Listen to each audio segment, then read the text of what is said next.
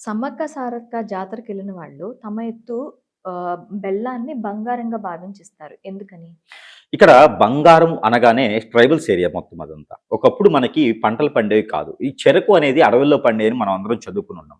ఆ చెరకు అనేది అమ్మవారికి నైవేద్యంగా సమర్పించేవారు. ఊరకు ఒట్టి చేతులతో వెళ్ళకుండా పెద్దవాళ్ళ దగ్గరికి, గౌరవింతుల దగ్గరికి, దేవతల దగ్గరికి ఒట్టి చేతులతో వెళ్ళకూడదు. మనకు సహాయం చేసే వాళ్ళ దగ్గరికి అస్సలు వెళ్ళకూడదు. కాబట్టి ఏదోటి తీసుకెళ్ళాలి కాబట్టి అడవిలో పండేటువంటి చెరుకుని తీసుకెళ్ళేవారు. ఆ చెరుకుని ఆవిడ ఇష్టంగా తీసుకొని వారికి ఏదైతే సమస్య ఉందో ఆ సమస్యను వాళ్ళు అడగకుండా చెప్పకుండానే తీర్చేసేవారు. ఆ తర్వాత కాలంలో బెల్లంగా ఏర్పడిందది. హ్మ్. ఆ బెల్లంగా ఏర్పడి వారెత్తున బెల్లం వేయటం అనేది అలవాటు చేసుకున్నారు. ఆవిడకి ఏం చెప్పే అవసరం లేదు. బెల్లం ఒకటి ఇచ్చేస్తే మన కోరిక తీర్చేస్తది. మనకి కోరిక నిజమై ఉండాలి. ఆ కోరిక నిజాయితీగా ఉండాలి.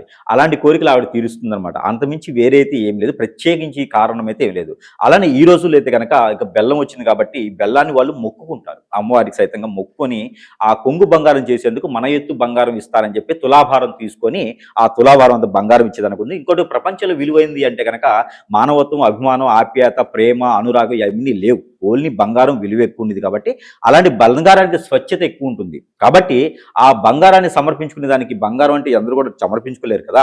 ఆ బంగారాన్ని మనకేందంటే ఒక్కొక్క పండగప్పుడు ఒక్కోటి తీసుకుంటారు. జమ్మి ఆకు కూడా బంగారం అంటారు. హ్మ్. జమ్మి ఆకు కూడా బంగారం అంటారు. మీకు ఐడియా ఉందా? ఆహా! అడవిలో పండే ప్రతి ఒక్కరు కూడా అప్పుడు పిలిచేటువంటి భాష ఏందంటే ఏదైతే అమ్మవారికి సమర్పిస్తామో దాని బంగారం అనడం అనేది ఆనవాయితీ. ఓకే. ట్రైబల్ భాషలో కొన్ని తెగల దగ్గర బంగారం అనేటువంటి ఒక పదం ఏదైతే ఉందో అది కూడా బంగారం అంటే అమ్మవారికి సమర్పించు ఒక వస్తువు అని అర్థం. ఓకే.